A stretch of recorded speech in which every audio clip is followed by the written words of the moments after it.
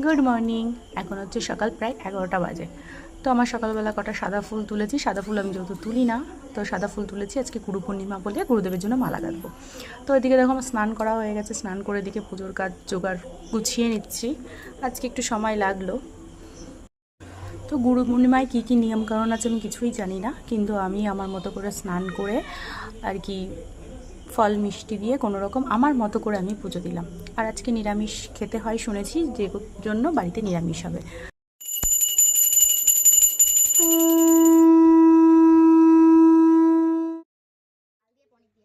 তো পুজো টুজো দিয়ে রান্না হয়ে গেছিলো। তো আমি আর আমার মেয়ে খেতে বসেছি। ও বলছে মা পনির খেতে খুব ভালোবাসে, ওই জন্য আজকে তৃপ্তি করে খাবে, আমার সাথে ব্যঙ্গ করছিল। তো সত্যিই তাই, মেয়ে ভেজ ডাল খেতে খুব ভালোবাসে আর আমি পনির খেতে খুব ভালোবাসি।